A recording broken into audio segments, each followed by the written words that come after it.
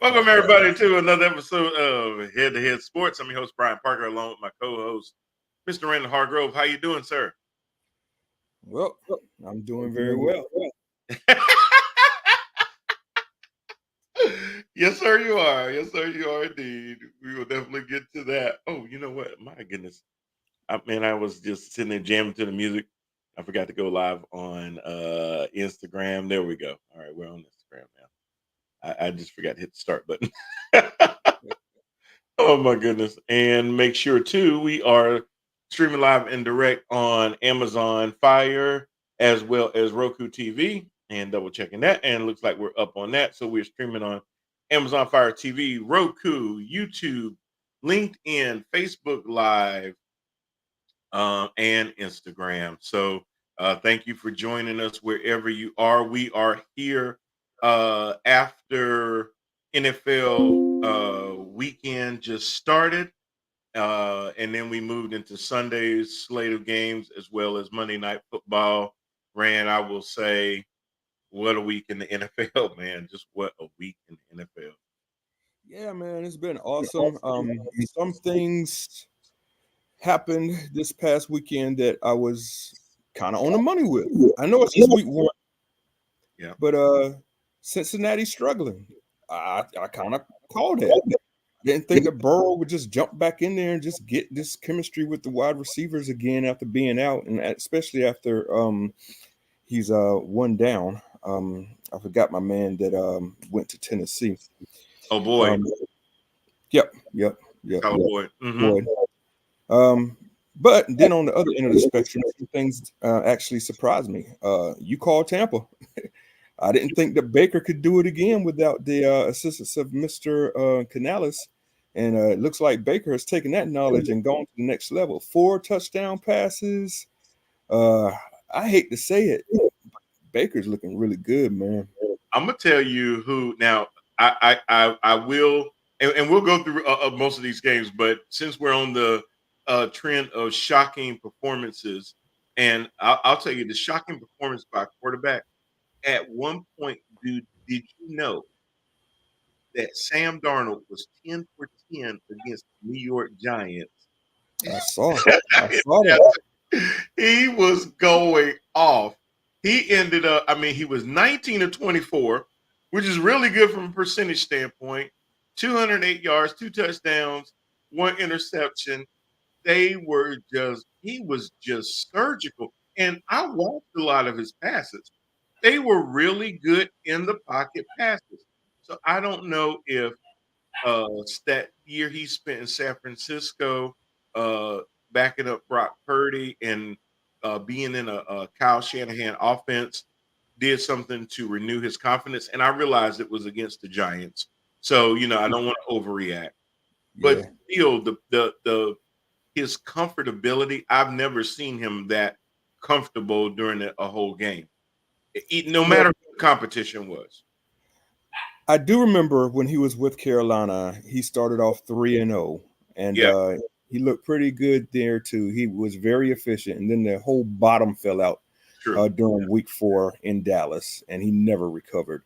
So we'll see what he does going down the line. It looks like the job is definitely his to lose. Yeah. Oh, absolutely. Absolutely. Yeah.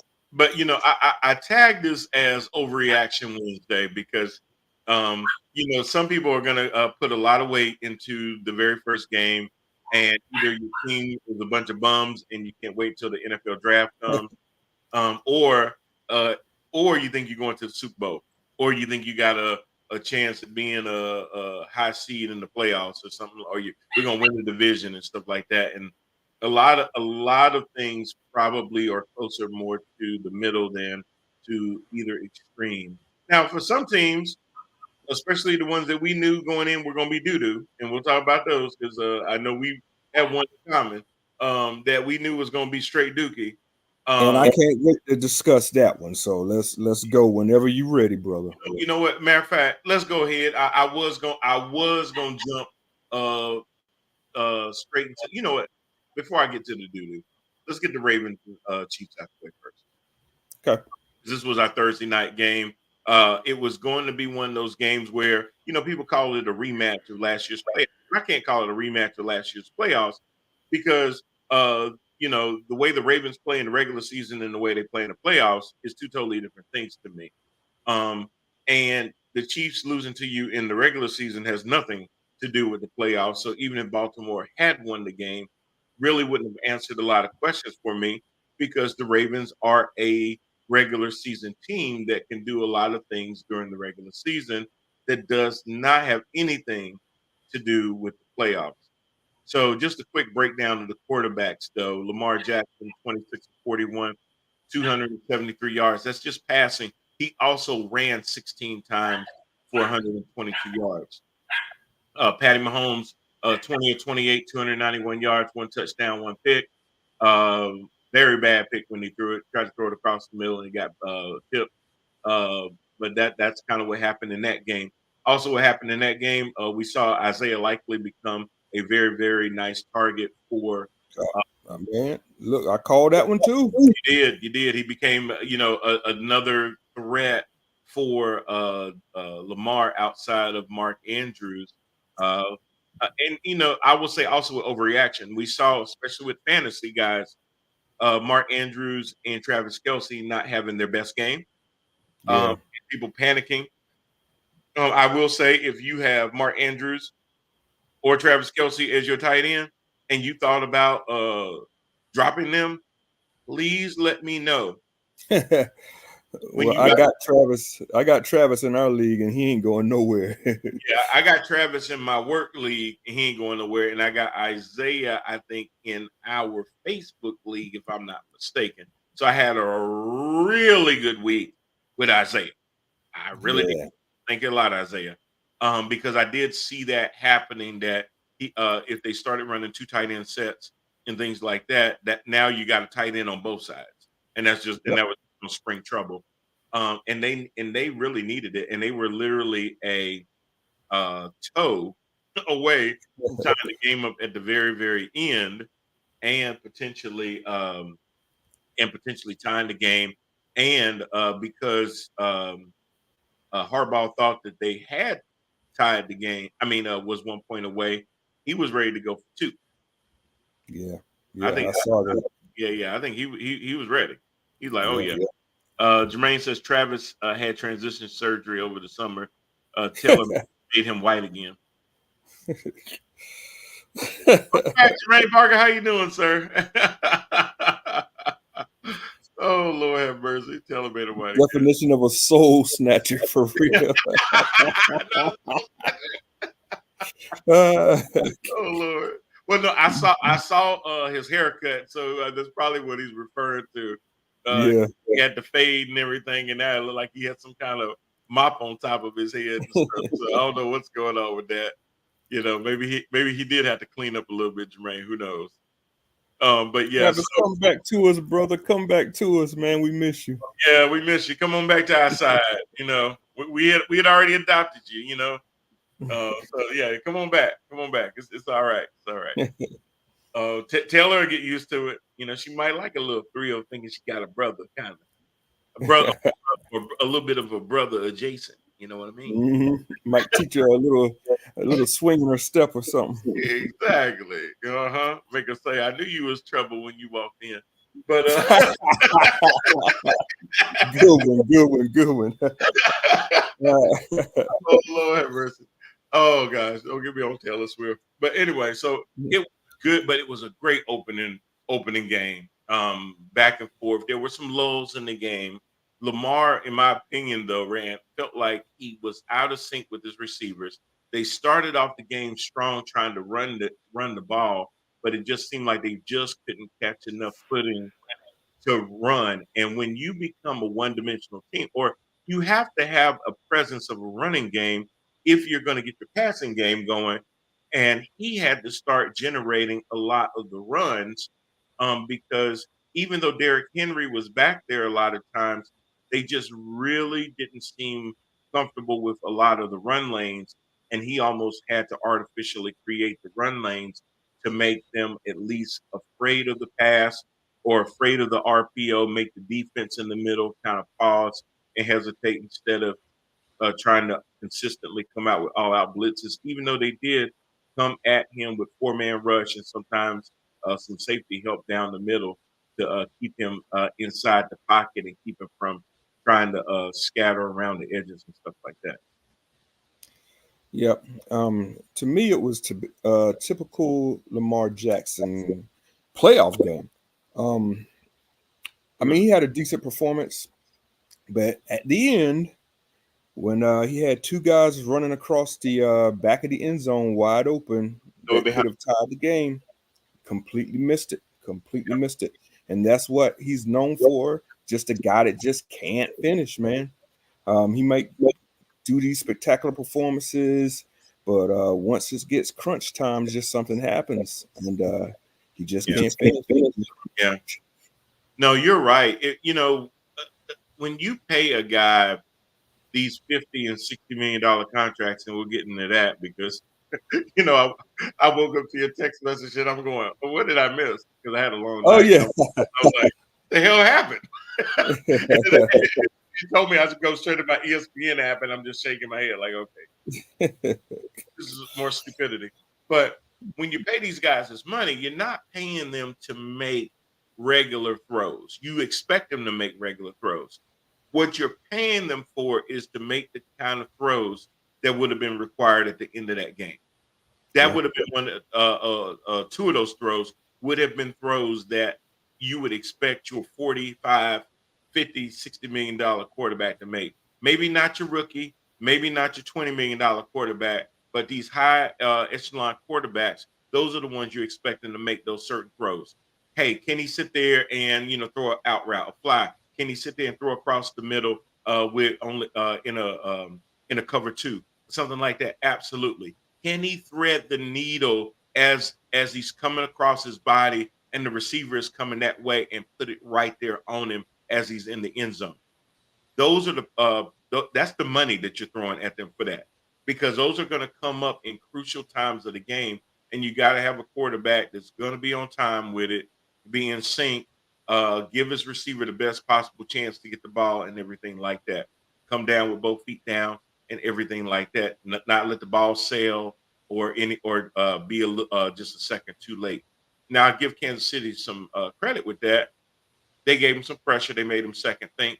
But you're right. This is what Lamar normally does. Now he normally does it in the playoffs. What's up, Robbie Jenkins? What's up, Robbie? What's up, Stephen Norris? Sorry, I meant to give you a shout out earlier. I saw that you joined earlier. Norris, what's happening? But it's just one of those things that baffles me. And I'm gonna be honest with you, Rand. I heard a lot of people on a lot of the shows talk about Lamar Jackson's performance was great and everything else, and he showed us his legs and this and that and the other. Listen, y'all paid a lot of money to go get Derrick Henry. If Lamar Jackson is still having to run for 122 yards, that should not be a great thing. That is a scary thing to me. Oh yeah, it is. It is because there is no. Now look, fantasy guys, if you had Lamar, you probably happy as hell.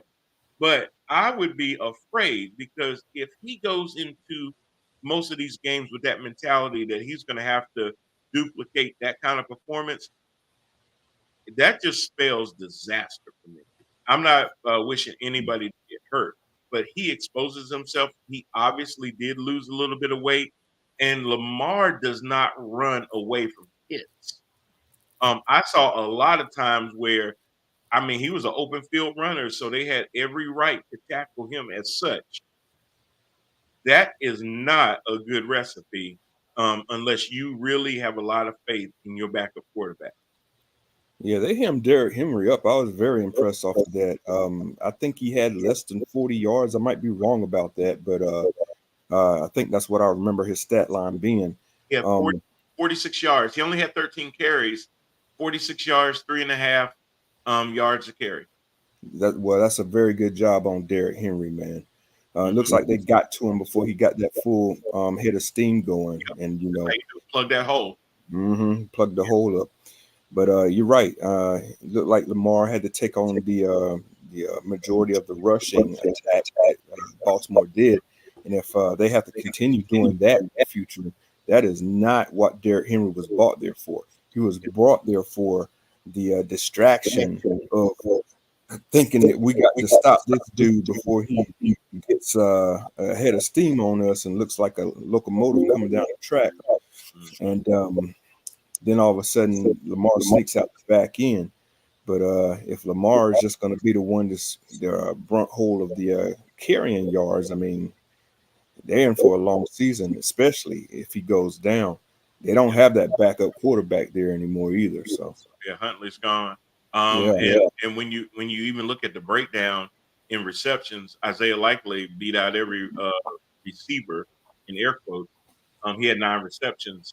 The next 2 receivers tied at 6 with Justice Hill and Zay Flowers. So he was definitely the preferred target for the game. And probably going forward, you may see Mark Andrews step up a little bit, but I think he likes Isaiah Likely. It likely did a lot of things, whether he was receiving the ball, whether he was trying to block downfield. I saw him do a lot of good things. So they are set that way. When you look at the Chiefs, though, Patrick Mahomes was just Patrick Mahomes. He never really seemed like the moment was too big. He didn't really seem worried at any point in time in the game that the game was slipping away. And why would you? Because, Rand, I don't know if you saw Xavier Worthy or not, because he was so fast that if you would have blinked your eye, he takes the ball from the left side of the field to the right side of the field into the end zone untouched. Quicker than I could have just sat there and blinked. And I mean, this kid is lightning. he literally looks like the Flash and all that red, man. Oh my gosh, he was.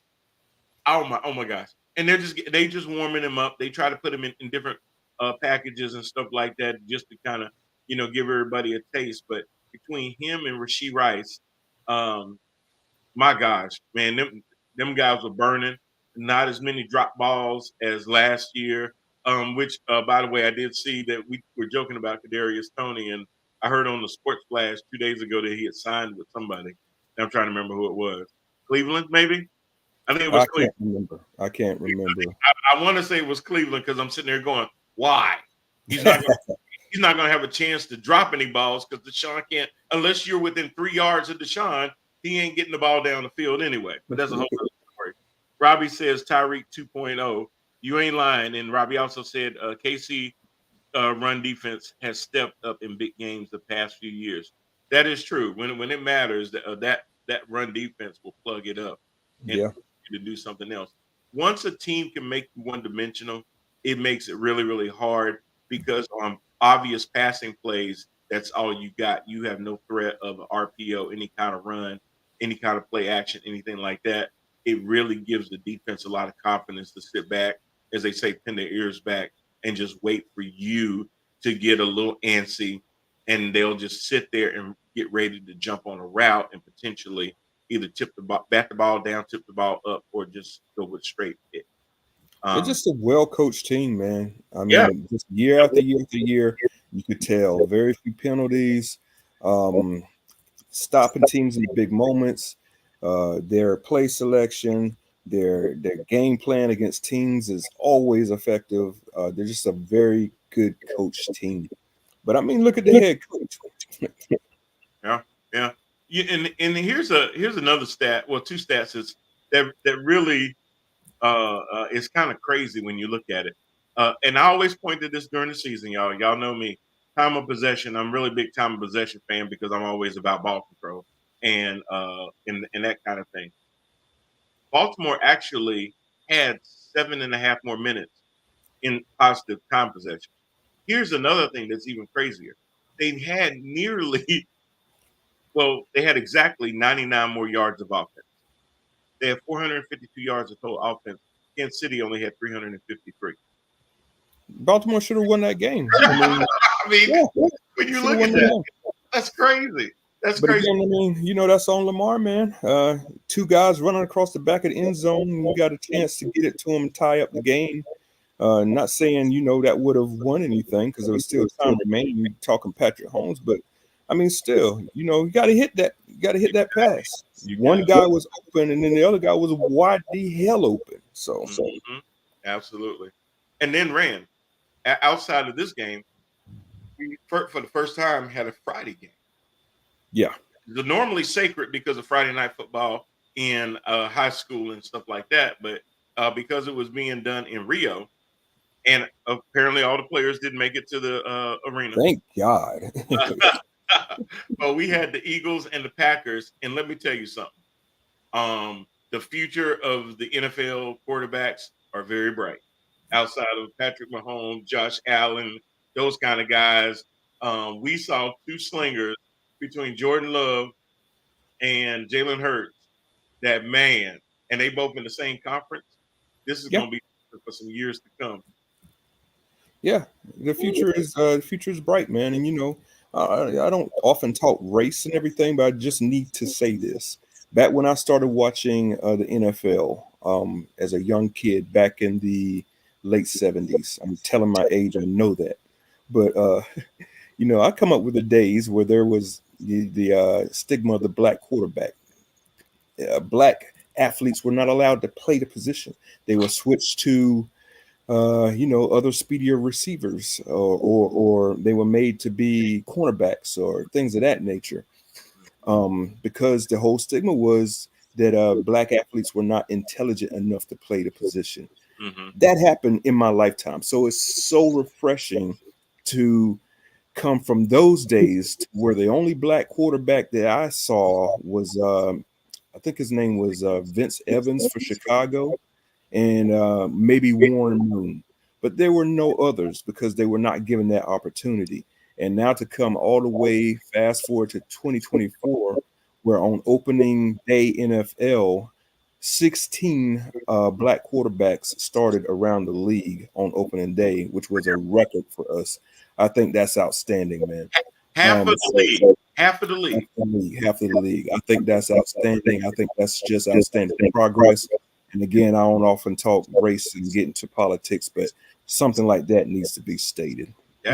That's incredible because, yeah, you're right. I was right there with you during that time. And by the time I saw Randall Cunningham and Cordell Stewart start to embrace the position and stuff, I'm sitting there like, whoa, what's going on? Really? Yeah. And honestly, I thought it was more of a gimmick then than it was really a rite of passage or something that was going to become because they always say the NFL is a copycat league. So because remember, like when the Wildcat came, everybody started trying to do Wildcat till it went away. And I figured, well, when they did Cordell and Randall, okay, it's a gimmick, give it a couple of years and they'll go back to 6'5", Billy Blue Eyes in the backfield, and we'll just keep it moving. But 16, that's, man, when I think about my dad, if my dad could see that now, that would probably blow him away. Yeah. Stuff that we've grown into, and it's just kind of become, par for the course and now a norm. That would just blow. I mean, I'm not talking about my great grandfather. I'm talking about my dad. Yeah. Blow away. So that's how recent this is. And that is something to definitely be acknowledged and celebrated because it does show a league that may have once colluded to make sure that didn't happen to one that's becoming more inclusive and just embraces it. Yeah. Absolutely. So, yeah, absolutely. But no, Jordan Love and Jalen Hurts, man, put up damn near the same stats. One had 260, one had 278. Just slinging the ball around. Josh Jacobs looked really good, but I will say the night went to one Saquon Barkley. Dude could not be stopped. If they hadn't fumbled at the line, he would have had 3 touchdowns. He had 2, but I knew they were going to give it to him for him to punch it in before they had to kick that field goal. I just needed them to win by 3.5 anyway, because I had a little something on the game. And at that do that in North Carolina now. Yeah, and at that point they was only up by 2, so I'm sitting there sweating. I'm sweating. I'm like, oh Lord have mercy. For Saquon, 24 carries, 109 yards. He even had some receiving yards as well. Saquon, hold on, I had the wrong one. Saquon also received 2 times for 23 yards and a touchdown. So he did have 3 touchdowns, 2 on the ground, 1 in the air. Man, he looked good. If you are a Giants fan, you get to see that twice a year. If you Wow. are a Giants fan, I just feel bad for you I feel today. bad. Yeah. Yeah, man. Yeah. Oh my God. I'm sorry. Robbie said Doug Williams and Warren Moon help open things up as well. I forgot about Doug. Oh, I absolutely. forgot about Doug too. Doug Yeah, Williams. Yeah. definitely. Hell yeah. But man, Saquon. Woo, wait. Was that a statement for Saquon? I think Most definitely. Most definitely. Most definitely. I think he put the league on notice, not just the He Giants. did. He put the whole league on notice that I ain't going nowhere. I ain't going nowhere and I ain't lost nothing. Woo! Oh my God, boy, he looked so electric. I was like, damn. AJ Brown picked up where he left off, only had 5 receptions, but had 119 yards. Jesus. And then Devontae, 7 for 84. So he's got his targets. The biggest thing that we wanted to really see, I think, ran with Philly is how did they look? Was it going to be a continuation of how they finished last year? Were they going to get off to a hot start this year? And the continuing questions will be what's going to happen when they start to face a little bit more adversity? How do they react to that? Are they going to completely fall apart?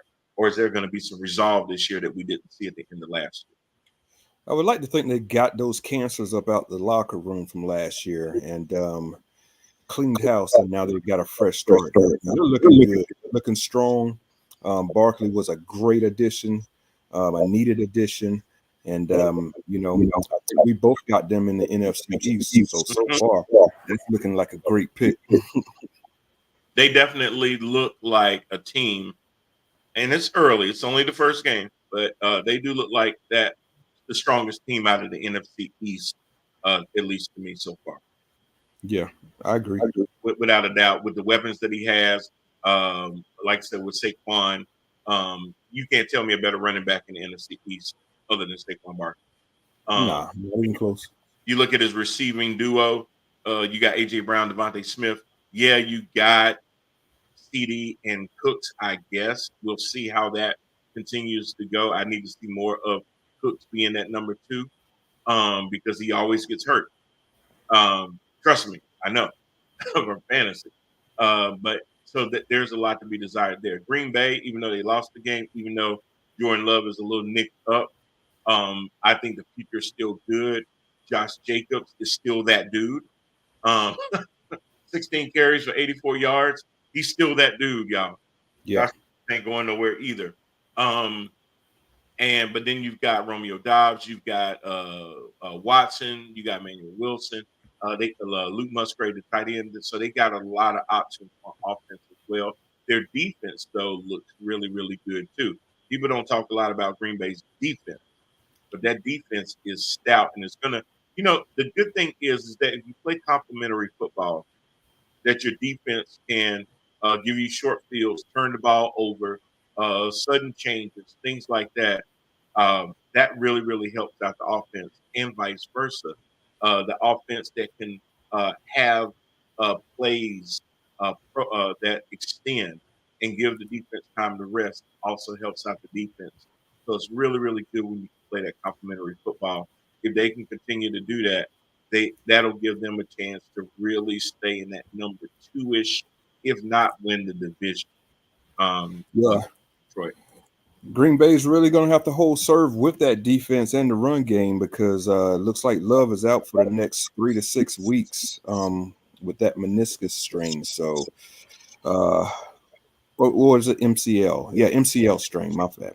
Yeah, But regardless, he's going to be out for about the next month, and that's the good prognosis of it. Could be out a little longer than that.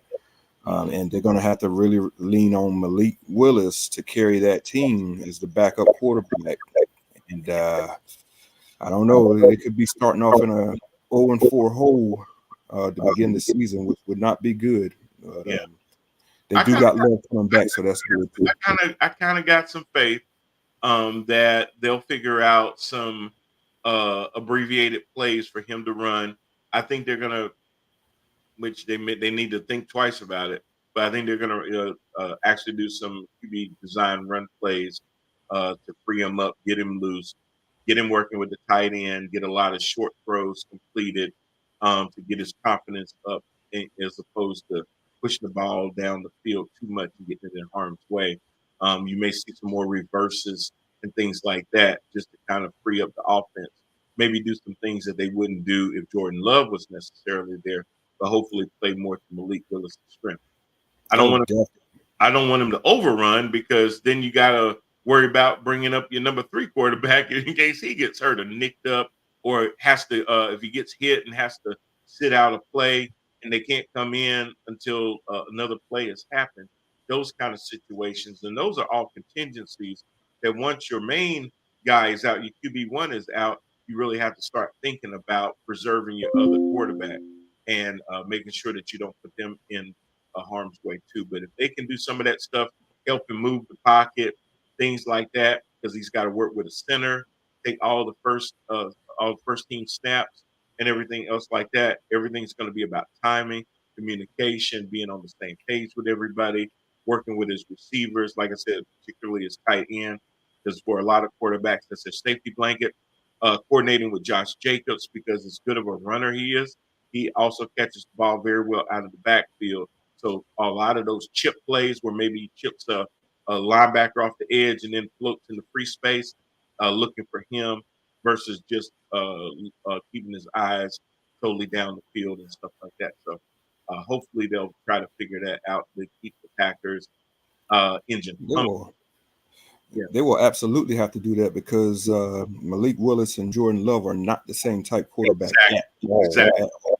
You can't put Malik Willis behind Jordan Love's offense because it doesn't work. No, they're not. There's no way they're going to trust him to throw the ball deep downfield, at least not to start off with. So a lot of those short passes to the tight ends and some of the reverses and things of that nature that you were talking about, they definitely going to get him going that way. Now, Robbie, before I get into the Shit Bowl 1, Robbie says Giants going for it on 4th and 3. Yeah, that was. Yeah, that's a joke that I think it was a video that was playing out there. That was crazy. Steven says, plus Malik has only been there 20 days. That part too. So yeah, he's not very familiar with the offense. But they're gonna have to design what they do now around his talents, and hopefully they can figure that out before the next game. Okay, Rand, I'm ready. Panthers, Saints. Look, man. Rand, it was the second quarter. I looked at my wife and I said, do you know that this mother only has 18 yards passing? Rand, and I said, and you want to know what makes matters worse? He's 2 for 18, and the very first one was a damn interception. First pass of the year. You've been waiting all year to come back out to hopefully make everybody forget about last year. You played sparingly in the offseason, if I remember, in the preseason, if I remember right, you played in the last game a few plays. But on your very first official throw for the 2024 season, you threw a pick that if you could, Rand, if he could see, he would have saw the defender about to jump on that route. He can't see. Dude. People say, Brian, you hate short quarterbacks. I do, because they have to do a lot to manipulate the pocket. It's not that they can't be successful, but if you can't step up in the pocket, move around in the pocket, roll the pocket, and things like that, that is a reason why being a short quarterback is bad. And a defensive back will sit on a route because they know you can't see the full passing lane. They know you can see your guy, but you can't see the other guy that's 2 yards away from you. He's not just a short quarterback. He is tiny. Tiny. Yeah. He didn't even bulk up. He can't hold a ball, man. The only touchdown that the Panthers had is, him running across the goal line. But had that been, another yard or so, he would have fumbled that ball because he can't get hit and hold on to the ball. But to Mm. me, it's over, dude. I've seen enough. Yeah. I sat here and I listened to all these people in the offseason talking about, well, he didn't have weapons, he didn't have receivers, he didn't have a line. Panthers went out and they secured him an offensive line. Did you know that according to Pro Football Focus, the Carolina Panthers offensive line had one of the highest grades of any offensive line in the NFL this past week? Wow. That's saying something. And This he's man is scared. This oh, man is scared. He's scared. And you can see it in his eyes. You can see it when he gets to pass. He's not going through progressions. He's not looking downfield. He gets the ball and he starts looking at the line. He'll look briefly downfield and then he's looking at the line. He's looking at the rush. And we've seen this before with David Carr. It ain't going to work, man. That is unfixable. it is. It That is. is unfixable. His confidence is shot. I want the Panthers to lose every single game they play that he starts Oh, because I want this guy up out of here, man. He's a yeah. nice guy. Yeah. I'm not saying he's some kind of animal as far as character wise. He's a great human being, I'm sure. But we ain't talking human being. We talking job performance. Let me Man. ask you this, Brian. If you did something on your job to mess up a $250,000 sale of a home, are they just going to sweep that under the rug because you're a nice person? They're not going to bring that to your attention. I'm gone, bro. And I'll even put it in better terms. Even if I was one of the highest paid representatives, at some point they're going to say, you know what? We know we're paying him a whole lot of money, but he costing us a whole lot more money. Yeah, Uh, yeah. and a lot of times that I see with these teams is they're slow to make a move because they don't want to admit they did something wrong.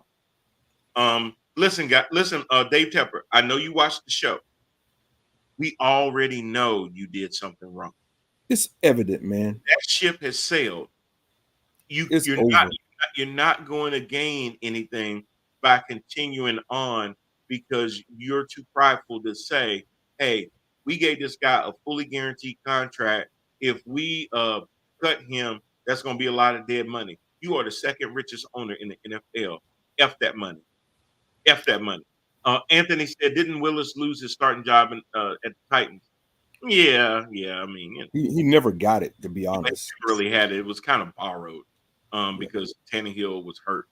right. Um, Robbie says Bryce Young trash, and then he follows up with a four-letter word bust. He's a Amen. bust. He's a Then, bust. Then Robbie, I'm sorry. The Steven says bust. I'm sorry. Robbie says, "Can I recant my words on that the Panthers will win 5 games this year?" You can, and you can go watch the first one this week in their home opener, where Upper Bowl tickets are $18. It's terrible, man. It's just I terrible. was on StubHub last night just to verify that shit, but yeah, it's $18 for section 504. Go get them. This dude needs to get up out of here, man. We are not going to improve. Nothing's going to get better until we get another quarterback. That's just my opinion. I've seen enough. He can't do it, and it's not going to change. Steven says they didn't play him preseason because they knew. Well, Yeah, they also knew that if they played him preseason, he might have got hurt. Um, they was which trying to protect him. they They were was trying to. trying to protect him. Jermaine says I would pay 18 cents to watch this team. Well, listen. Here's the thing, Jermaine. An $18 ticket and a $15 beer. Make that make sense. But anyway, and then Robbie says, Randall, as much as I would love to have gotten CJ Stroud, I might would have taken a better chance on getting Anthony Richardson before I would have gone for Bryce Young. That dude has got a cannon. He does, and he's more of a threat. He's just more unpolished. But if you have a good coordinator that can work Anthony Richardson's passing game to catch up with his running game, yeah, he becomes a dual threat.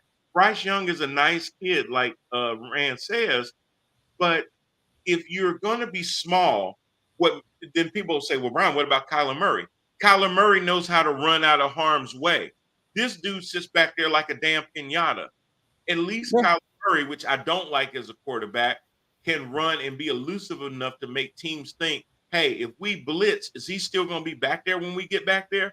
Or is he done squirted through the line and is 10 yards down the field? Nobody worries about that with Bryce Young. You know that wherever he takes his 3-step drop, when I come around that corner on Icky, he's still going to be there. Kyler ain't even, I mean, Kyler's not scared either. I mean, ain't nothing lacking for confidence. You ain't breaking his confidence. Exactly. Steven says, wait until game time and they will pay you and give you a meal. They probably will. They say, come on in, we got you. What's on the menu? Kyler Murray can't find the open man. He can struggle with that, but at least he can keep the play going and extend it. It's not going to be 3-step drop. I'm down because I can't go through my progressions because I can't see around. Look, when everybody's in their stands and he's up and they have him in shotgun or under center, yes, he can see because everybody's crouched. When they stand up, now it's crowded. How are you supposed to be able to process that fast enough when you're trying to throw guys open, not throw? If you're throwing to a guy and you're a short quarterback, you're going to get more interceptions. You have to throw to where the guy is going to be, not where he is. If you have to wait till you see him physically open, you're already late. It's already too late, and that's what Bryce is doing. You could tell it. The main thing that you could see from watching games on television when you watch a quarterback, just look at the head. If the head is turning slowly like that, he's looking downfield, going through progressions. Bryce's head is doing this right here. Yeah. And his feet ain't going with his head. So you know the throw isn't going to go until his feet turn with his head. He doesn't set his feet to throw. That's why he's getting all these overthrows now. And he's panicking in the pocket, man. Yeah. It's a panic. It's panic mode. He's not processing. He's panicking. Nope. And then when he throws these interceptions and you can see him on the sideline getting coached up by Canales, the guy looks like he's literally going to cry. He looks like he's going to cry, man. He's not a leader in that locker room. I just really feel that the locker room is going to turn against him eventually if this keeps on going. Absolutely. I would give Bryce Young 4 more starts. And if he loses those 4 games, he needs to sit. Not only for the Panthers' benefit, for his own sanity, he needs to sit. And just let Dalton finish out the season. Let us have our terrible record, hopefully, so we could draft another quarterback. As y'all could all see and tell, I'm over Bryce. I tried to accept this as I tried to be positive about it in the offseason, thinking maybe these weapons would help. Maybe the line that they bought would help him. But what good is a line if he's not going to step up in the pocket?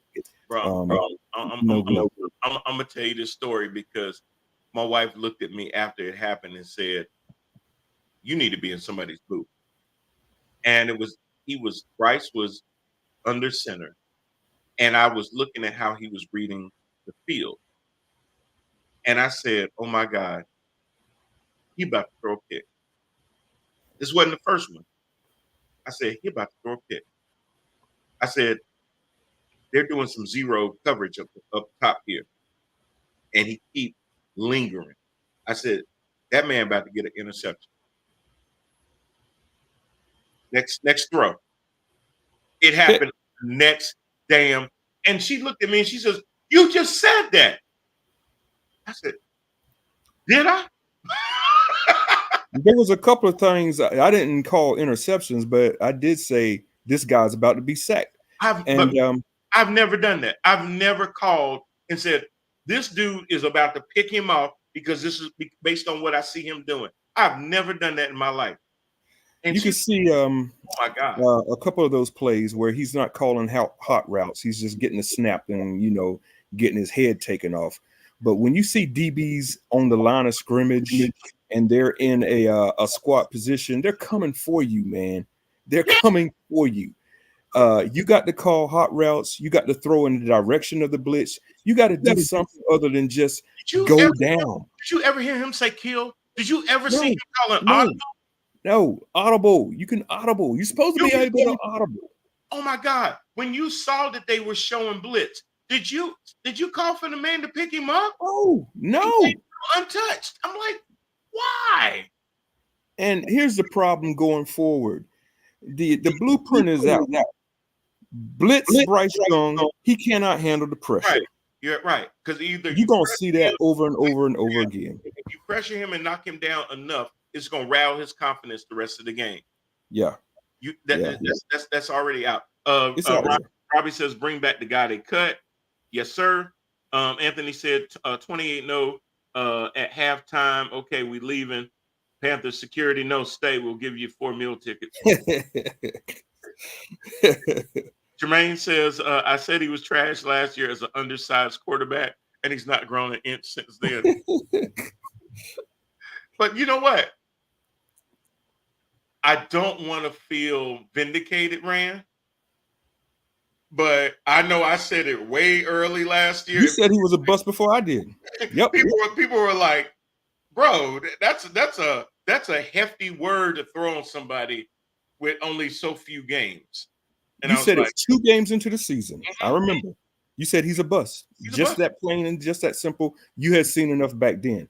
Yeah. I had some concern in the preseason, but I didn't, of course, know he was a bust until much later on into the season. But you called it 2 games in. He's a bust. I said it too. Did you, Jermaine? I'm trying to remember. Did you say that? And Robbie says, and to add more salt on the Panthers' wounds, Derek Brown, defensive player, out for the year. And Anthony, can we finally give up on Alabama quarterbacks?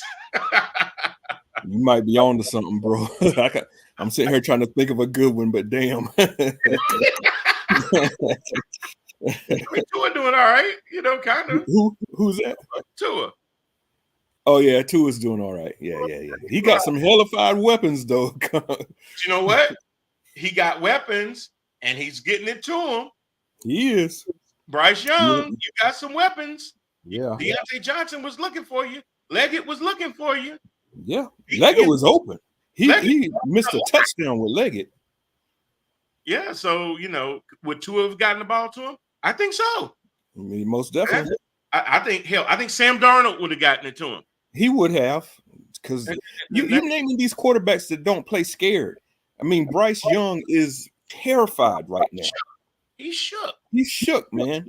And once it's here, it ain't getting no better. Yeah. I'm gonna wait and see what happens Sunday, but I'm expecting the same thing. Mm-hmm. We'll get into those lineup of games too. So we already talked about Panthers, and look, we didn't even really talk about what the Saints did more so than what the Panthers didn't do. Derek Carr did look like a rejuvenated Derek Carr. Of course, he was playing against the Panthers. So I definitely want to see if he's going to build on that. I'll tell you, I was really surprised. Kamara looked like he got a little bit of his juice back too. So that'll be interesting. They ran Taysom Hill on some very good plays and things like that. And Rashid, he had some really good plays as well. So their offense really, really, really looks good. It's just going to really be one of those things to see if that defense is really, really good or not. I can't really give the defense much credit because 10 points is basically around where the Panthers normally score anyway, good or bad. Speaking of defense, before we move on, for you fantasy football players out there, if you have the LA Chargers defense this week sitting around in the waiver line, pick them up tonight. Only for just one. You know what? I may actually do that. Pick them up tonight. I'm telling you. But you know what? I'm not, because I got Pittsburgh, and Pittsburgh got a high defensive number. That's they must know something. Because I got Pittsburgh, so I had to swap out whatever defense I had for Pittsburgh, because I had them both, and they said, "Nah, Pittsburgh gonna give it to you." They predict. Yeah, I started Pittsburgh. I started Pittsburgh's defense in our league. Oh my gosh, yeah. So my work league, I think I have them, and yeah, I'm keeping them. I forgot who I have in our league. I had to double check that one. Which I beat the brakes off of Steven. But anyway, Steven's on here, bro. I know. I got you. I got you. Oh God. But yeah, so yeah, that was fun stuff. Now we talked a little bit about this briefly about the Bengals, and I should have thought about two things. Steven, don't cry, Steve. It'll be all right. It'll be all right. Hey, there's games to play that aren't against me, so you'll be fine. Wait till you play them Groovers, then you'll have a chance. Oh, hell no, you didn't say that. You ain't gonna have no chance. I can go ahead and tell you that. That has You some ain't either. You ain't either, Mr. UNCP. Oh my gosh. But the Bengals normally start slow. They rarely get off to a hot start, but it was against the Patriots. Gerard making his first game as a head coach. Jacoby Brissett, the starting quarterback. Drake May, the backup quarterback. Yes, they have Ramondre Stevenson back in at the running back, but it's the Bengals. You got Jamar Chase hadn't been at practice a lot. We understand that. And Joe Mixon left to go to the Texans in the offseason and stuff like that. But I'm still expecting, Zach Moss to have a decent game. I don't know why. I'm still expecting the other receivers to get into the fold too. And it just did not. It just did not happen. Jamar Chase, though he hadn't been on the practice field, had the most targets and the most catches. So that was crazy. But Joe Burrow looked like absolute trash. 21 of 29 for 164 yards. That ain't looking good. I mean, that they are definitely not looking like the Cincinnati of old. And I know it's one game, and I know Cincinnati they normally start slow almost every year. So we'll see where this goes. But one game in, man. I mean, I hate to keep saying it, but I call that. I just did not think he would be able to step into the game and just look the part. And neither did Aaron Rodgers, to be honest. So yeah, we'll definitely get him too. But Jacoby Brissett, I mean, he was efficient. I mean, he didn't do a lot. I mean, when you see a stat line that says 15 to 24, you're like, oh damn, he probably threw for 225, 250 yards, 121 yards. You know how many passes you got to do to complete 15 and only get 121 yards? Yeah, that just looked like it. Those stat lines read like a high school game, man. I think it does. Stevenson had like 25 some carries.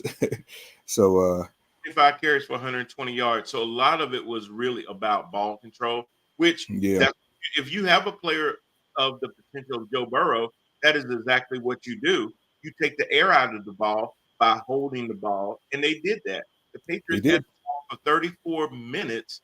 The Bengals only had it for 25. No interceptions were thrown. There were some fumbles, but the biggest thing was, and then when you look at total yards, 290 for the Patriots, 224 for the Bengals. When we talked about the Ravens having 452 total yards, and you look at a game like this, you can kind of see that this was not about offense; it was about field position and defense. And it was just. I'm sorry. Did you just say the Bengals had 224 total yards? Total. Good God Almighty, man! Total in 4 quarters. They didn't stop the game early. Wow. 4 quarters. That ain't what was that? A little bit over 60 yards a quarter? I'm saying. It ain't even that. Did Chase play? Jesus. He had 60 yards his damn self. Yeah, that I mean, to say anemic would be bad mouthing anemics. Porous would really be bad mouthing porousness. So it was just garbage. I mean, that's not what you come to expect. I really think over the next 3 games we got to see what they do, how they right this ship, because that's just not sustainable. The Patriots won by doing what they do best. Their defense over the last several years has always been good. It's just that their offense has been so bad, whether it's Zappy or Matt back there and stuff like that. They just really couldn't generate enough offense to make their defense as lethal as it could be. But this, Cam. yeah, Cam, this turned it just into a defensive game and that kind of thing. New England has always been a run first team, is what Anthony says. That's right. And Steven says that's his normal stat. For who? Burrow? Yeah, for who? Oh, you must mean Brissett. He must mean Jacoby. With the short passing, he'll throw it a lot. But what that also tells me is he's just helping move the chains as much as he can. Get him in third and shorts and give him a chance to convert. He's just a backup in this league anyway. Yeah, I mean, and he knows that. And but for him to basically say, "Hey, listen, I'm not going to sit there and put the ball in harm's way by trying to push it down the field. What I'm going to do is throw a lot of these short passes and see if some of these receivers can wiggle themselves open and get some yards after catch." I get that. Yeah. And you're playing the field position game. If we can beat them, 15-9 because we kicked a bunch of field goals, a win is a win, and the Patriots will do that. Hell, Pittsburgh did it against the Falcons. I was gonna go there. Yeah, he said Jacoby. Yeah, I figured that's what you were talking about. All right, well, since you brought up your Steel City, let's talk about your Steelers. They did face the Atlanta Falcons. I called the game that Pittsburgh would win just because I just really wasn't sure yet. Yes, Atlanta acquired Kirk Cousins, but it's his first time with the Falcons. It's a different offense, different players. You in the South. Let's see how all of that's going to work. And he didn't really have a good game. He was 16-26 for 155 yards, 1 touchdown, 2 picks. Un-Kirk Cousin-like, because Kirk Cousin will put up a lot of yards, even in a loss. Justin Fields, though, came out in replace of Russell Wilson. 17-23, 156 yards, no touchdowns, no picks thrown. This was an interesting game, Rand. It just looked like nobody wanted to win this game for a long time. I'm still waiting on my touchdown, so I guess I'm gonna have to wait till week 2. But I will take the victory, no matter how ugly it looked like. But the offense was not clicking. But I mean, they prepared for Russell Wilson pretty much the entire preseason, and all of a sudden they had to make a switch to Fields due to Russ having a calf injury. So that being said, I thought that the kid got in there and looked very good. Didn't get a touchdown pass, but also didn't turn the ball over. And he had a very efficient game, 17 out of 23. But the story of that game, if you watched it, was the wrecking machine that is TJ Watt. This man is a gorilla on the football field. You cannot do nothing with him.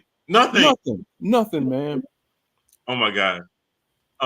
TJ picked up where he left off. He already has a sack on the season. Adams, I think, had another one. And then he was involved in some more tackles and stuff like that. But just being a disruptor.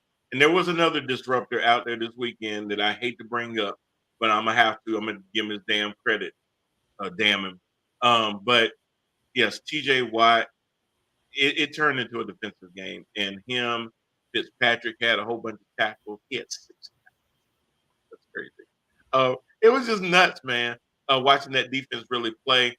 I will give Fields some credit. He was able to get the ball downfield a little bit, loosened up Freiermuth, loosened up Pickens a little bit. So that was really good to see those guys be able to do some stuff.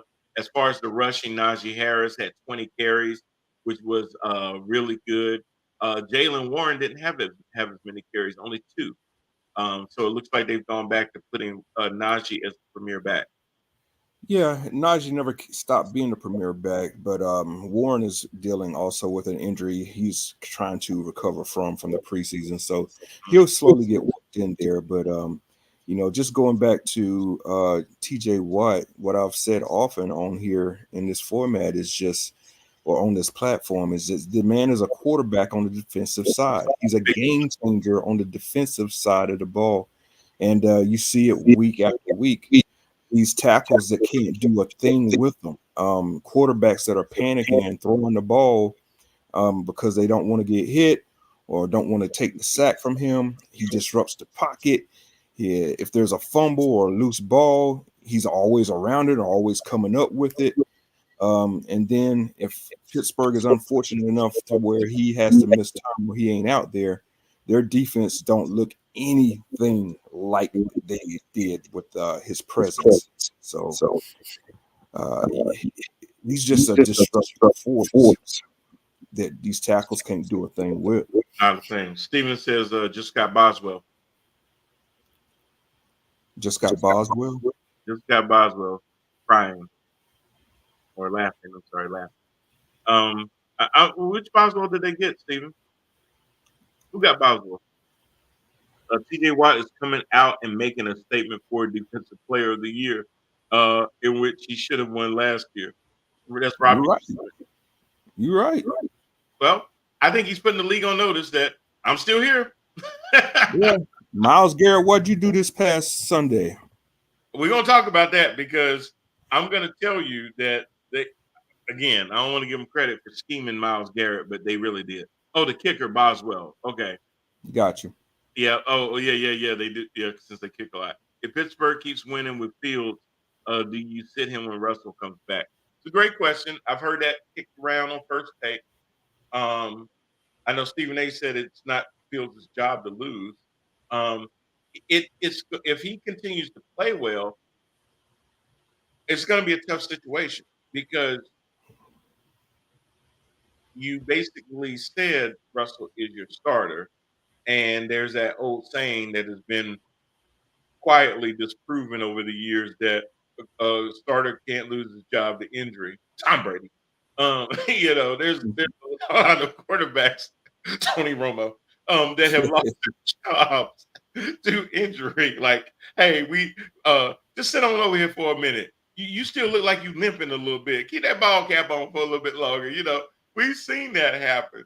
And you're gonna see it again. You're gonna see it again. If Justin Fields looks like he can move that offense up and down the field, get the ball out quickly, get it into your skill position guys' hands, and let them turn up field and stuff like that. Keep the ball out of harm's way. You're not going to see Russell Wilson come back in immediately. Yeah, they're going to finesse it in a way that yes, he's available as the number 2, but maybe he's not fully healed. But we have him as an emergency in the event. They will always find something wrong with that calf. As long as Fields keeps on doing this, they will always find something wrong with that calf. And you know what? If they have Rand, they'll reach out to Tanya Harding, and they'll say, "Hey, this is where he's gonna be." No need. If you out with a calf strain, then it could always be strained. So yeah, that's true. But yeah. So Anthony, yeah, I think if he shows the ability to continue to improve in a way that is helping the team win. I mean, look what happened when they had. I don't have to go far back into the data bank for this ran with the Steelers when that happened with Kenny Pickett, and they brought in Mason Rudolph, and he started playing, and he started winning. They weren't in no hurry to come back to Kenny. Nah, man, and you got to think too that their offensive coordinator is Arthur Smith from Falcons, Atlanta. And he's a run-first guy, and he loves his quarterbacks to be mobile. Russ ain't that dude anymore. He ain't mobile. He's a pocket quarterback. Exactly. So as long as Fields continues to get the job done with the W's, then you ain't going to see Russ for a minute. And if you really go back and you watch Mike Tomlin give his reasons for picking Russ over Justin, the one thing that I kept hearing Mike Tomlin say is, Freudian slip there, I kept hearing him allude to what Russ has done in the past. The fact of his pedigree, what he has seen, what he's already experienced, and things like that. So he said that more than once in his reasoning, and I kept picking up on So it sounds like they were fairly close, but you gave the nod to the guy that's been around the longest and has probably seen more and had more long-term success. It definitely. And you got to think too that Russ was the first quarterback that they got. They were not expecting to get Fields. And Right. then when Fields came available, it was like, well, hell, you want to trade for him? We'll take him. Mm-hmm. Take him off your hands. So once they got him, he became the kid that was supposed to sit behind Russ. But if you're looking at the future, I mean, who you gonna go with? The quarterback that you just signed for a year, or the young guy that you're trying to renegotiate a long-term contract with? The one that the Broncos will be paying for quite some time. Exactly. And Anthony says they're going to hire a blind doctor to check on Russell's calf. Yeah, still looks the same to me, dog. Where is he? Doc, why you in my mouth? It's my leg. It's all right. I check calves. Oh, coming from Stevie Wonder School of Medicine. Stop it, Brian. But so yeah, we'll see how your Steelers do. I mean, a win is a win. You definitely want to start out the gate with one. I don't know if they'll be able to stay in a lot of their game now because you have such a good defense. Can you kick 5 field goals and win a football game? Absolutely. On certain given days, you will have to be able to get into the end zone, which I believe that they will going forward. But again, they had prepared for so long to have Russell out there. Now they got to adjust. They're having Justin out there. Play to his strengths. Don't use the same packages that you would have used for Russell Wilson. Absolutely not. Expand your offense. Let's see some RPOs. You got Najee back there. You got Jalen back there. Let's see some RPOs and things like that to make the defense on the other side look twice before they blitz and they attack. Did you talk about the Bears game? That is coming up, Anthony, because yes. And it's funny now. Allen says the same thing. Chicago won a game with 3 field goals and no offensive touchdown. Allen and Anthony, y'all are reading my mind. Matter of fact, hell, I'll jump into the Bears right now if you want. Yeah, Caleb didn't quite look as good as Justin though. Oh, not even close. I was wondering. I saw some really bad plays from Caleb. I was a little worried. 14 to 20, because he was doing the same thing that Bryce was doing, like going back. And in a lot of his going backwards, it wasn't like penalties and stuff. It was the fact that he was getting sacked deep in the backfield trying to make plays with his legs. When you scramble like that and you see that you're just going further and further back, man, go ahead and cut bait and just throw the ball away. I know he's trying to save the city of Chicago. I know that there's a lot on him. Ooh, ooh. Stop blaming Fields. He wasn't the problem. Ain't nobody blaming. Oh, you mean with Chicago? Yeah, okay. If that's what you're saying, Anthony, I'm with you, bro. I never did. Justin Fields was not the problem in Chicago. The problem was that you wasted so much of his rookie deal that you were not going to give him a second deal for no 45, $50 million, and you hadn't seen enough of him. Allen said Chicago is quarterback hell. But Robbie said the one that I'm sitting here looking at like, now I said this about Bryce. I don't know if I'm ready to say that about Caleb.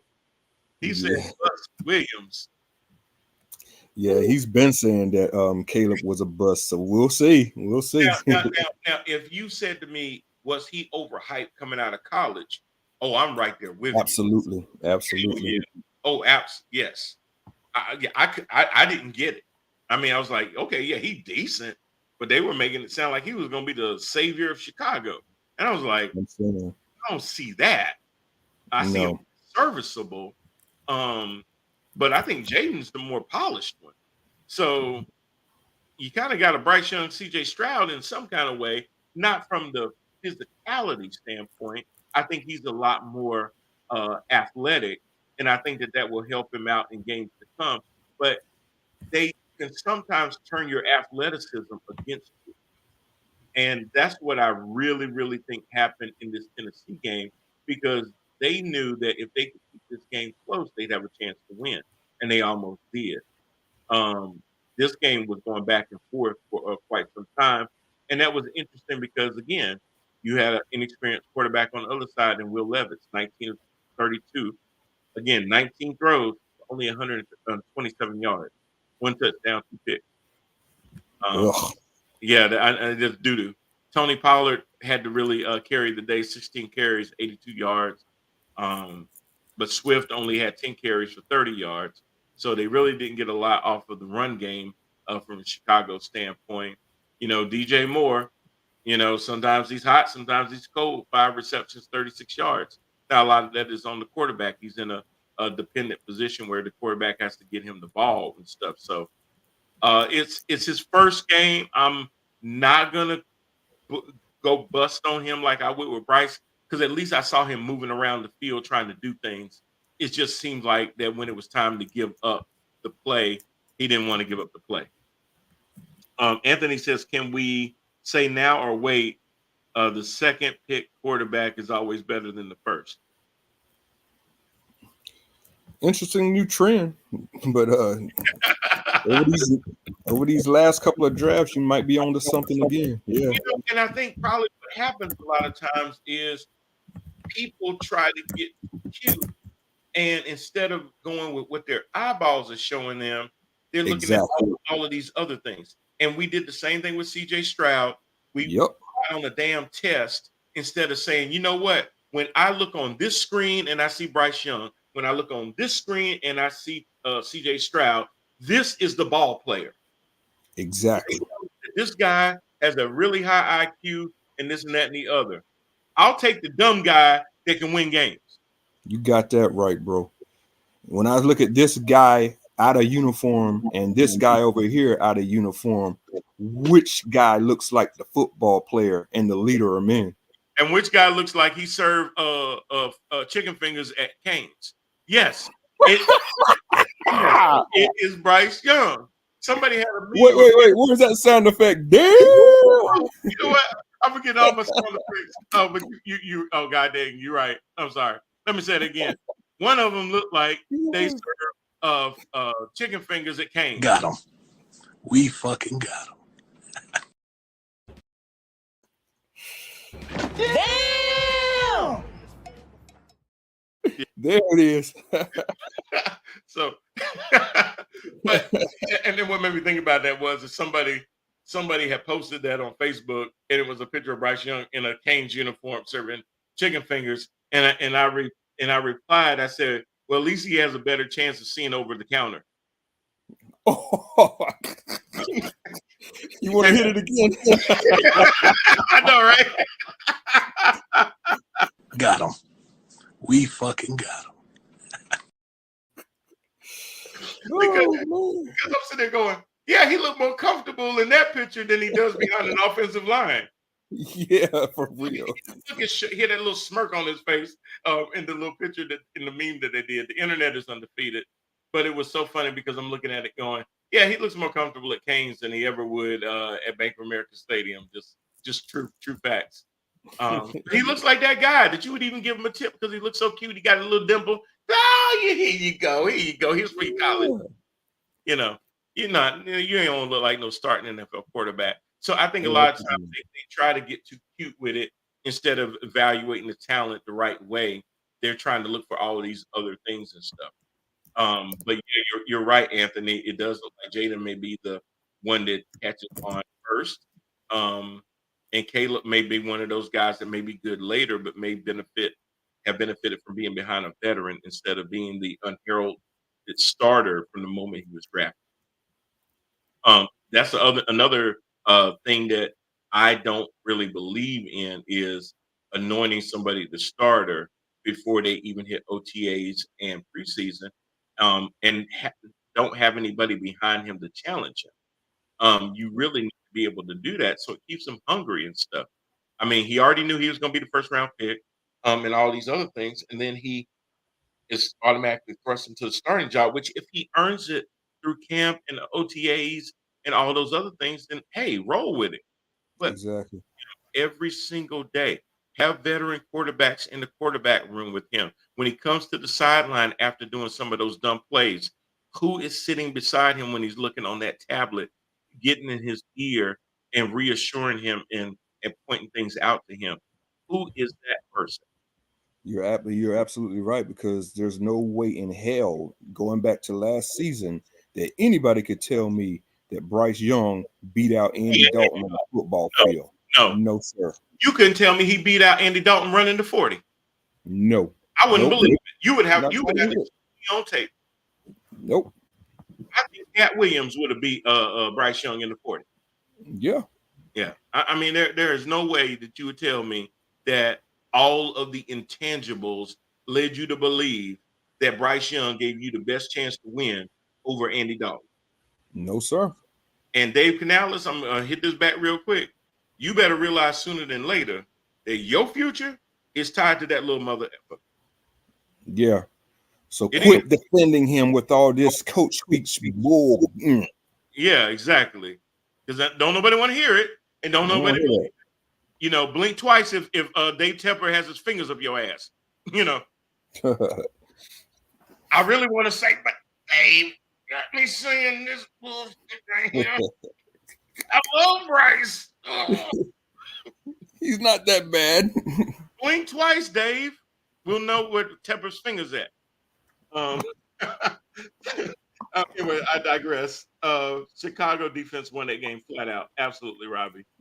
Steven says Will Levis on his knees watching the game when it scored.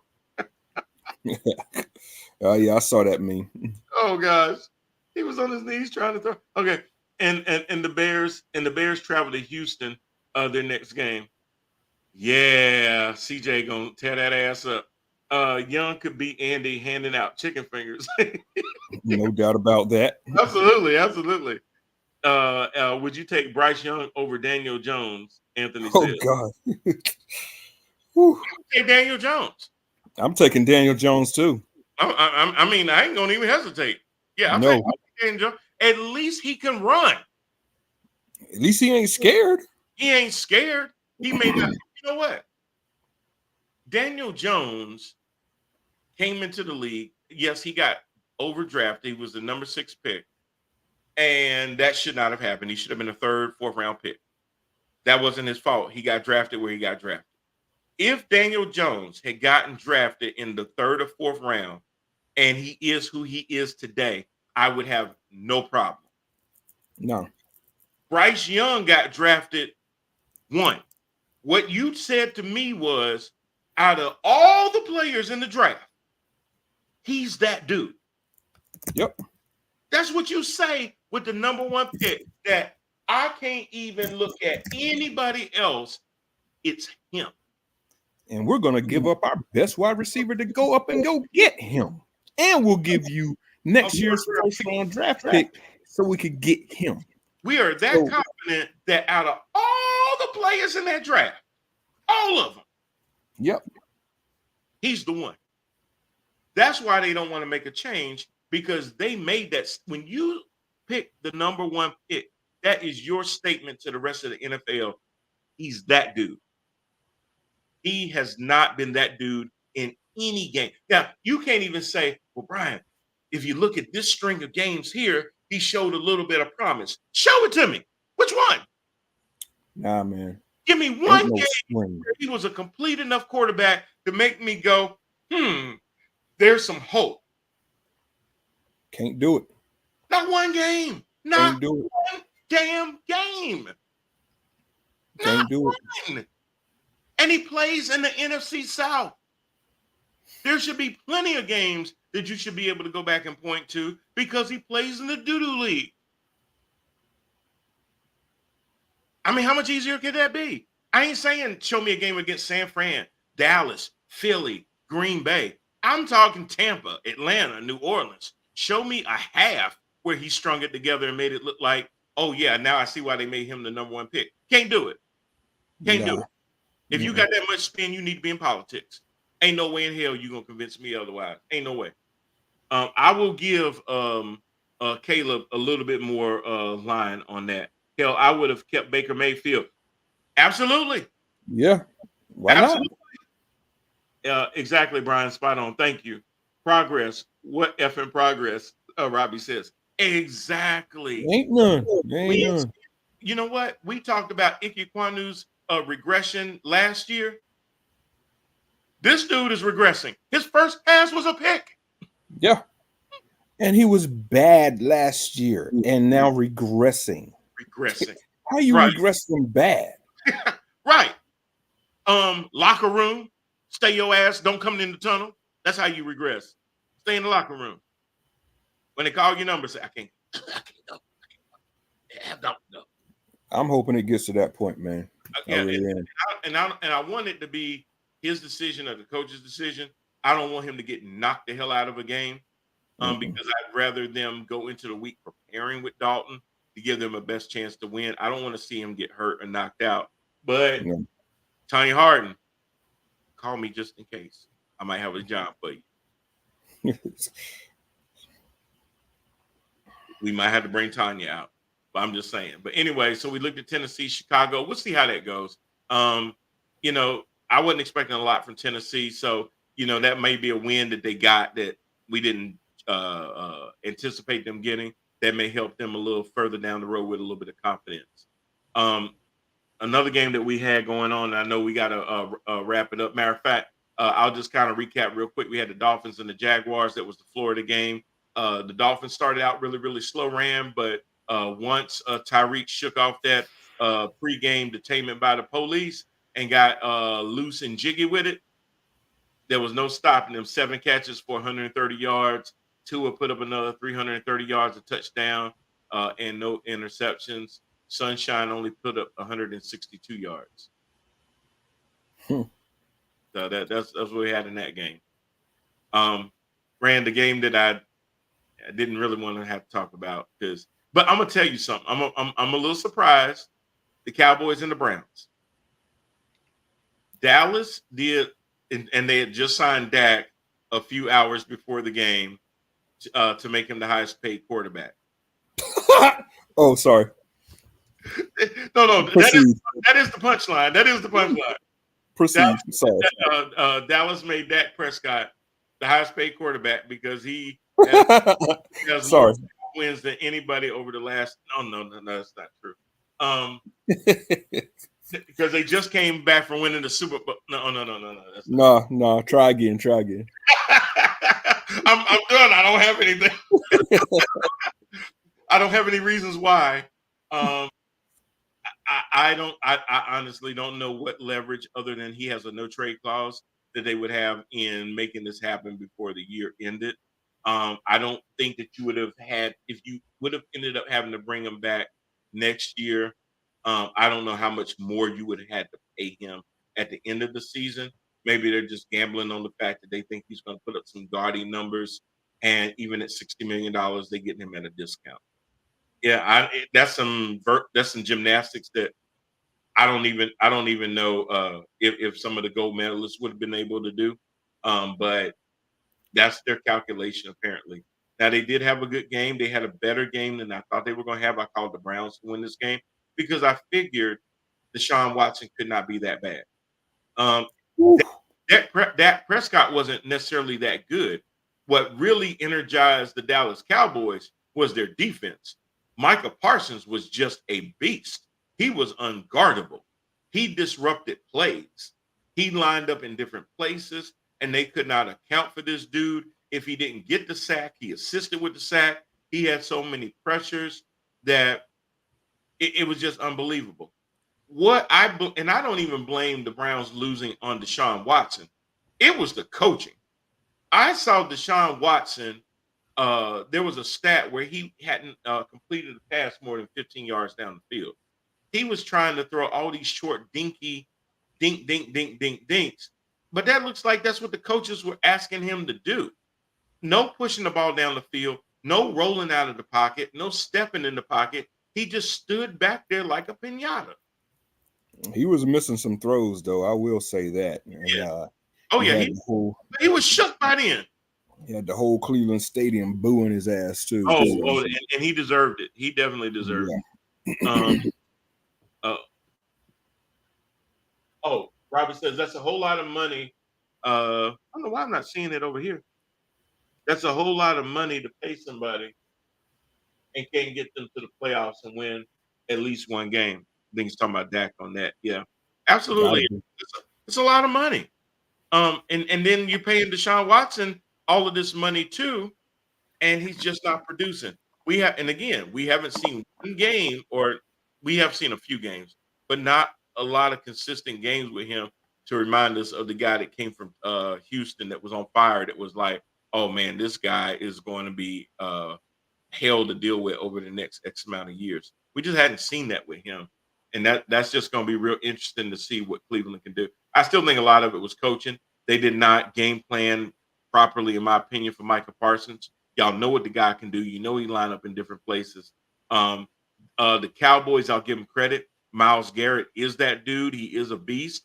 But they sat there and rolled Dak from the opposite side. If Garrett was lined up on the left, he rolled to the right. They schemed running plays to the right. They stayed the hell away from him to make him have to come all the way across the field to be involved in a play. That's exactly what they did. They neutralized Myles Garrett by not running to him. It was like when Deshaun Watson a couple of times threw the ball in the air, he threw to Trayvon Diggs' side of the ball. Why? Of the field. Why? Are you serious? When you do finally air it out, you throw into the guy that Trayvon is on? Yeah. It just looks like it's in his head too, man. And this new sexual allegation is not going to help him anymore either. He ain't that dude. He looks He ain't rattled. that dude. You see his eye. You know what? You can see so much in people's eyes. When you look in his eyes, The eyes are the window to the soul. he knows. Yep.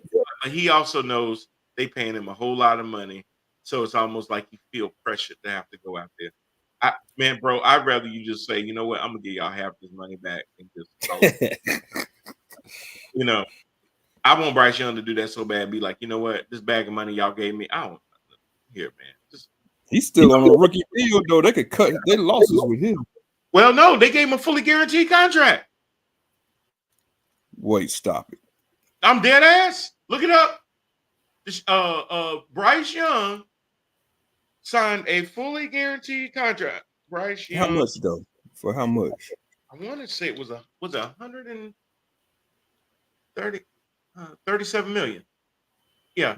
So his contract was for 37.9, and I'm sorry, not all. No. 37,955,074 was the contract. The guarantees 37,955,074. Woo, wow. Wow. All dead money if you're cutting. So again, what did you say to the world when you signed him? That's what I'm talking about. They gave him a rookie that had never thrown an NFL pass. That might be the dumbest thing I've ever heard. $37 million fully for a rookie. That might be the dumbest thing I've ever heard. I remember when they signed him last year and I saw that come across, I was like, there ain't no way in the world. So that's why I said, yeah, he's a blessing. Oh gosh, I got somebody at my door. I got to get out of here. We're out of town, but B, I'll catch you again next week. I'll let you go ahead and sign off. And guys, thank you all for joining me. You got it. Thanks, Raymond. Anthony says, did you see the skip where Watson fumbled the ball? Lyman got the ball. Watson went over to help him up, and the lineman pushed him up. Yeah, like, I got it. Yeah, and what that's showing me, Anthony, is they getting tired of it too. They ready to move on too. They don't care about what you signed him to. So that's going to be a thing. And like Rand said, yeah, we ran so much on time today, but I appreciate y'all hanging in there. I don't know what games y'all going to be watching for next week, but definitely we got a Thursday night game between the Bills and the Dolphins. That should be interesting. It's going to be in Miami, I believe. So we'll see if Josh Allen can try to pull out another victory, or if Tyreek and Jalen are going to get loose. You've also got 49ers and the Vikings. That's going to be a 1:00 game on Sunday. That'll be a good game to watch. You got the Giants and the Commanders. Nothing to watch there. The Chargers going to whoop up on the Panthers. The Saints come into Dallas to play the Cowboys. I predict the Cowboys will handle the Saints and go to 2-0. Packers and the Colts would have been a good game if Jordan Love would have been playing in the game. It will still be in Green Bay, but I actually now think that the Colts have a better shot of winning that game if Malik Willis has to start that game, only because I think if the Colts can get a 2-possession lead in that game, now you're going to have to depend on Malik Willis to help catch you back up, and then he will be exposed. So I'm thinking if the game stays close, the Packers have a chance to win. If the Colts get up enough where the Packers have to rely less on their running game, which nullifies Josh Jacobs out of the running game and puts him more in the passing game, that's going to put a lot more on Malik Willis. Browns visit the Jaguars. Jaguars have a good defense and a better offense. Take the Jaguars all day, every day. Jets go into Tennessee to face the Titans. This is going to be Aaron Rodgers' get-back game. He was just getting started. You're going to see more Allen Lazard and more Wilson out there doing their thing. The Bucks go to Detroit to play the Lions. I like Baker Mayfield. I like the defense better for the Lions to pressure Baker and keep him running the whole game long. Raiders go to Baltimore to face the Ravens. I'm going to have to give that one to the Ravens because I trust Lamar during the regular season more than I trust Gardner Minshew. Rams go into Arizona. If Stafford can overcome the loss of Puka Nacua by consistently getting it to number 1 receiver Cooper Kupp and number 2 receiver Cooper Kupp, then the Rams have a good chance of winning that game.